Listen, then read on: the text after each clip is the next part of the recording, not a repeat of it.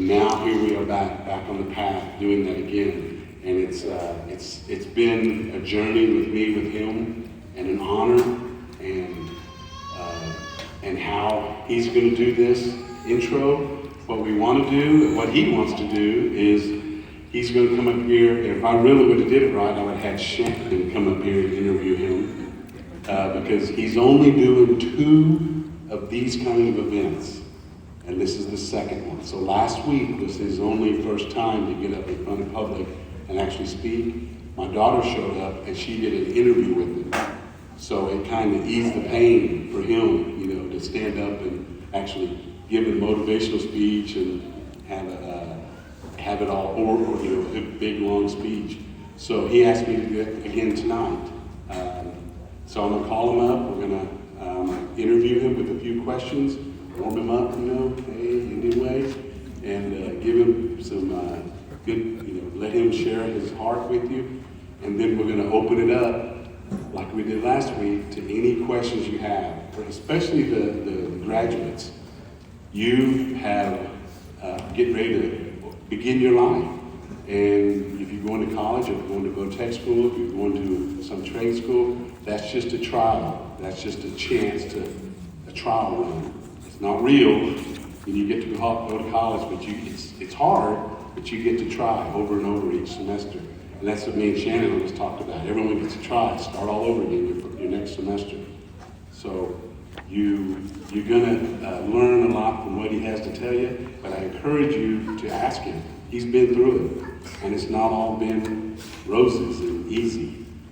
And so I'll open it up for question and answer, and then afterwards, we'll have an open time for him to take pictures as well as sign autographs. And he brought gifts for the graduates. Actually, it's a poster of him that's approved by the Thunder. We couldn't use their jersey or any emblems or markings, so it's not a real jersey, but it's kind of colored in, I guess, by our editor, the web designer, or the guy that does all the digital stuff. And he's going to provide that with a signed poster. He's going to provide that to you. And I think we have some extras that you'll have to wrestle him with. And he'll decide. So thank you, Shannon, for being a part of my life. And now it's my opportunity to introduce you to I used to play basketball, but I always say when I got to introduce him last week, I played basketball. He has bigger feet, bigger hands. He's taller, quicker, faster, bigger vertical. And so it's the new and improved Lindy Waters.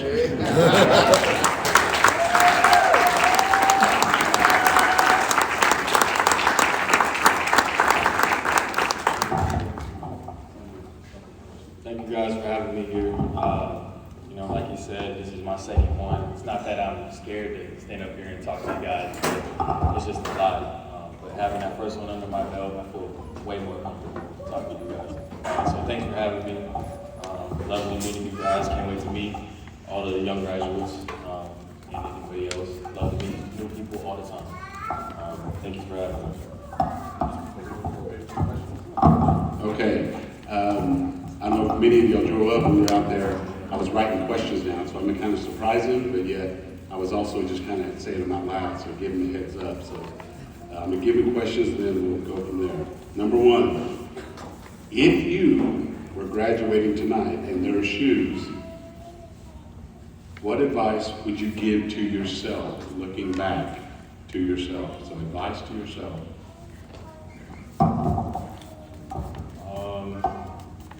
If I was graduating right now, I would tell myself that just learn to be patient. It's coming out of high school, there's a new journey in front of you. You might be away from your families, away from your friends, making new friends, finding out what you love to do, but just be patient in the path. Not everything's going to come immediately, and you have to be willing to put the work in. Okay, that was number 1. I only have 4. Number 2, for those preparing to go to college, and I heard that we have 5 football players that are going to play football in college, and 3 Division I, which is just so exciting, as well as others going to colleges for, I heard engineering, and I just heard a lot of things. If you were, for those preparing to go to college this fall, what advice would you give to them?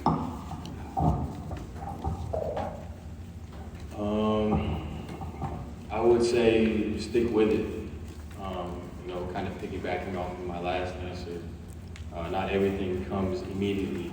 My whole high school career, middle school, elementary school, I got all A's and 1 C.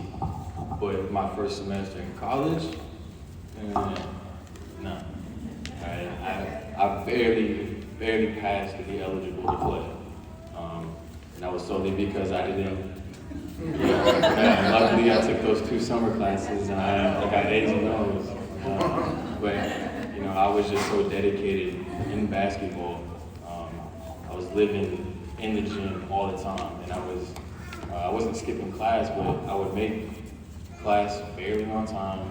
Sometimes I wouldn't have my books, I wouldn't have my supplies, no calculator, just unprepared, not ready to learn. And just wasting an opportunity. And then after that semester, luckily, I got good tutoring. And I talked to my coaches and got back on track. Ended with a 3.2 GPA after that 1 semester. So, just sticking with it, finding out what works, what doesn't work for yourself, because, you're an individual, you're not like anybody else. So just treat yourself like that.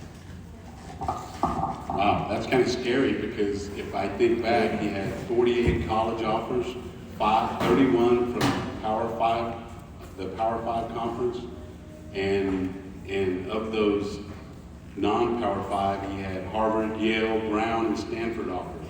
So he put the work in, but now it's scary. I didn't know that. We have to talk.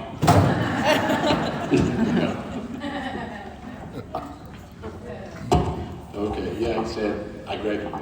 Very good. Number 3, is there any word or words that were encouraging to you that you have used to uplift yourself?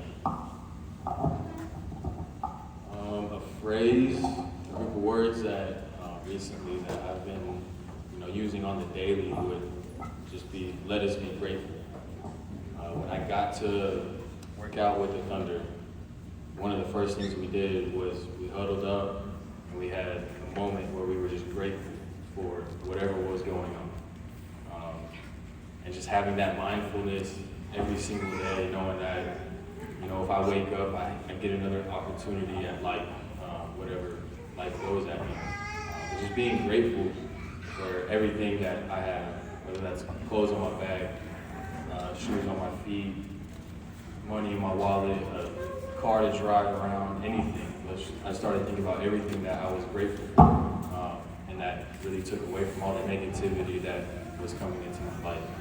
So, the phrase that I live by is being grateful.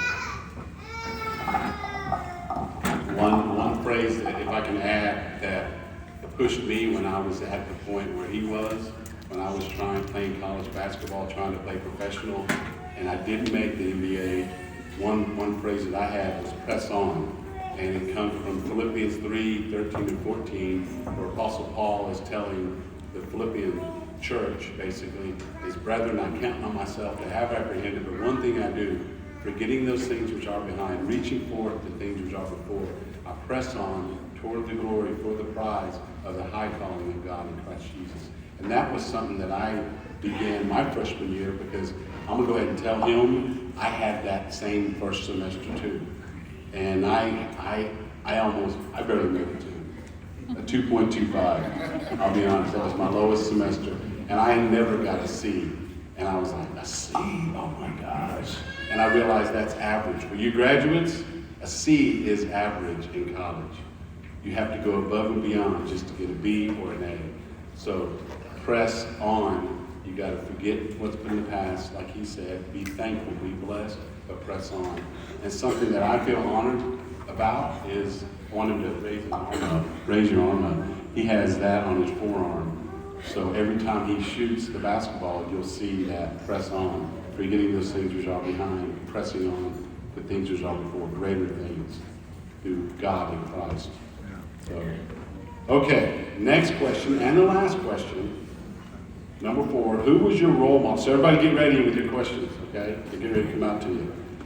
Who was your role model growing up? My role model probably would be my dad. Just being little, I didn't know any better. Just watching his mannerisms, how he walked around the house, how he cheered when somebody scored a touchdown or got a huge basket. I wasn't around anybody else, didn't see anybody else, so I kind of modeled him until I started figuring out about Jim Thorpe. But okay, I got some Jim Thorpe photos in my bedroom, learning about him, his history, and what he means to our people. And I just wanted, to be like him, wanted to be the next Jim Thorpe, the next great athlete in Indian country. That would probably be my biggest role models. But I also kind of model different things about different people. I see, somebody that can speak well, and I watch them, how they act. I take that component. I don't completely model them exactly, because I want to be genuine and authentic myself. But just taking little bits and pieces from what works for other people and using it to my advantage. Okay, I promise that wasn't a trick question. I didn't know. That's the very first time he's ever said that I was his role model. So thank you, son. That means a lot. I promise that's the first time I've ever heard that. I'm about to cry. So okay, well that's all I have. Is there anything else you'd like to add before we go to the Q&A? You good? Okay. All right. Q&A. Shannon, you want to come up and start interviewing? You're the newspaper. You're the news. You want to help me, please?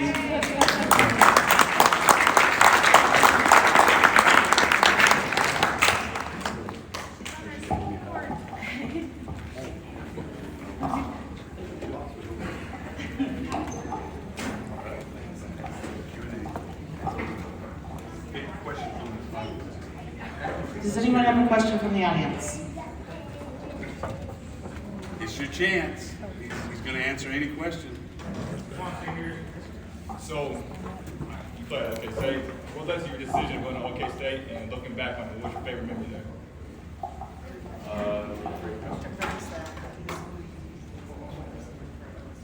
I see the orange.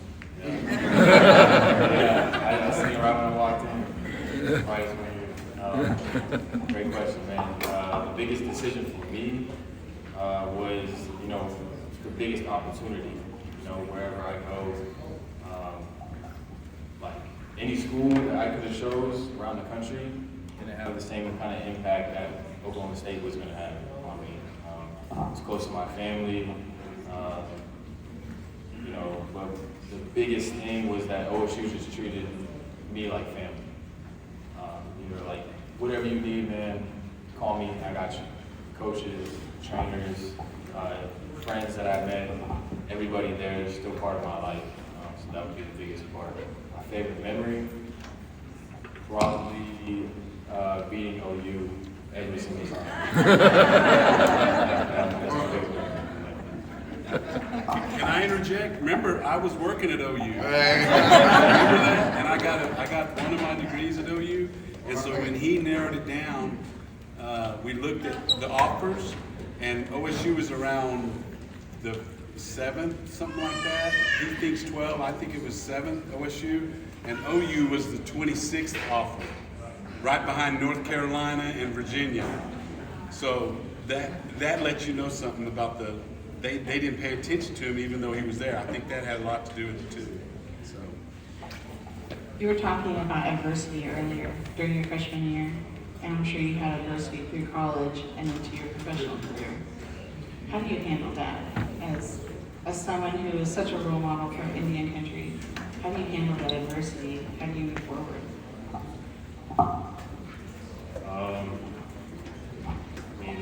saying earlier, I was just found what I was grateful for. My freshman year, second month into training, mid-July, we were running stadiums, and my coach said, Tyreek, if you make it up without touching the stair, we're done, the workouts. And we were all cheering, we already ran ours. He's the last one to go. It's probably 105 degrees outside. Inside the bowl, probably 112. He runs up, he finishes, we're all cheering for him. Yeah, Tyreek, yeah, like, let's go inside, it's hot, let's go inside, cool down. And he lays down. And that was the last time we had ever seen him alive. We had to walk up there, we were pouring ice water on him. I had the thing that goes around his mouth trying to, get him to come back to life. We were up high in the stadium, the top of the stadium. And that was probably the first traumatizing thing that I had experienced. And it was tough, it was really, really tough. The next 3-4 weeks was just super depressing. But me and the team, we just like bonded together. I found people to talk to about, what had happened, what was going through my mind. And, I just started changing my mindset to, I gotta do it for him. I gotta start finding things and people to do it for, because I know it was bigger than me. So that's what keeps me going.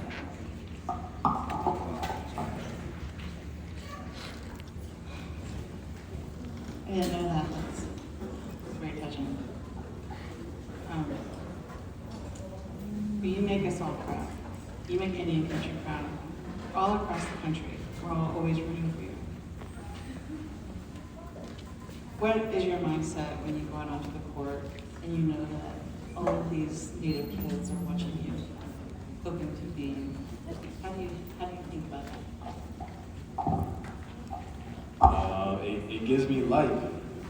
I remember the Denver game this year. I went to the All-West tourney the day before. We had flown in, had a few hours, made a trip out there, saw some of my teams, met some kids, took some pictures, and just felt the love. Their smiles on their faces brought a smile to my face. And I knew they were coming to the game the next day, so I was like, going to bed early, waking up early, good breakfast, making sure that, I can perform as well as I can for my people. So like I said, when they were up there in the nosebleeds, luluing, cheering, who knows, fighting another nugget, it's like, it just gave me life. So knowing that there's people out there looking up to me also drives me. So you've already reached a goal that everybody dreams about as a little kid. You're in the NBA. So what are your goals? Now that you've already achieved this, what are your goals? A few of my goals personally would just to be, get some kind of max contract. I just want a good contract to really get my feet under me and be stable, both mentally and financially. But I recently just started a foundation, and my main focus is to help the Native youth. Their next generation, they're geniuses. The future is extremely bright. I want to do everything I can to help them. That's probably my biggest goal. Anybody have any questions? Back there. Come on up. Come on up. What's your thoughts on people who doesn't start out in college and just start out with a job, or people who dropped out of college and went to a job, or just people who didn't went to college at all? What do you think about them? Good question. Whether you go to college or not, that doesn't mean your life's over. I know a lot of people that didn't go to college and they're well off, better than the people that I did go to college with. I know some people too. Yeah, like we all do. Damn, you can tell you something? Go ahead, man. I guess the most obvious one is LeBron James. the famous basketball player that drop out. Another one, do you guys know who Sam Raimi is? You do? Oh, raise your hand if you do. Okay, so basically, he was this, you know the Evil Dead movies? I've heard of him. So, okay, how about the Spider-Man movies? Yeah. Okay, so basically, he started out as like I don't know where he was from, but he started out as a guy who would like to make short films on an 8mm camera. I'm sure all these old people know what I'm talking about. The whole video back in the day, and made some Three Stooges-esque gag deals. And then he went to college for a while. He kind of studied English for a little bit, and he saw Book of the Day. He dropped out. He went to like a pawn shop or something, like a factory. I don't know.